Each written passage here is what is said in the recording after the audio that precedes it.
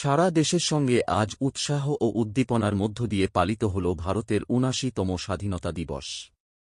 মেদিনীপুর শহরের বিধাননগর এলাকায় দেশাত্মবোধের আবহে সেজে উঠেছিল। তপশিলি জাতি, আদিবাসী প্রাক্তন সৈনিক কৃষি বিকাশ শিল্প কেন্দ্র, ট্রাভেল অ্যাফেয়ার্স ইন্ডিয়া শাখা দপ্তরে জাতীয় পতাকা উত্তোলন করেন প্রতিষ্ঠানের সেক্রেটারি সৌমেন কোলে। অনুষ্ঠানে উপস্থিত ছিলেন মেদিনীপুর জেলা ইনচার্জ অচিন্ত প্রধান, জেলা অফিস ইনচার্জ কাকলি দেবনাথ, সৌগত সামন্ত, বন্দনা দাস সহ আরও বহু অতিথি ও স্থানীয় বাসিন্দা। দেশপ্রেমের আবেগে এই দিনটি স্মরণীয় করে রাখল সকলের মনে।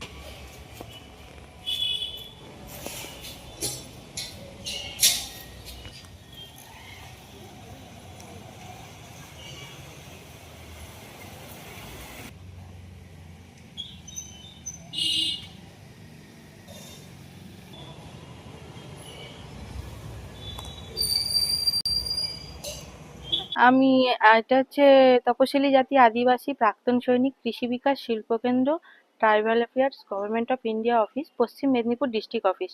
আমি হচ্ছি এই অফিসের ডিস্ট্রিক্ট অফিসের ইনচার্জ কাকুলি দেবনাথ।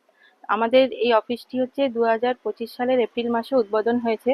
এই বছর এই প্রথম আমাদের এই স্বাধীনতা দিবস উপলক্ষে আমাদের অফিসে পতাকা উত্তোলন করা হয়েছে এবং আমরা সমস্ত স্টাফ মিলে এই অনুষ্ঠানটি সম্পূর্ণ করেছি এবং পরবর্তী সময়ে পরবর্তী আগামী বছরে যাতে এই স্বাধীনতা দিবস অনুষ্ঠানটি আমরা আরো ভালোভাবে উদযাপন করতে পারি, সেটাই ঠাকুরের কাছে প্রার্থনা করি।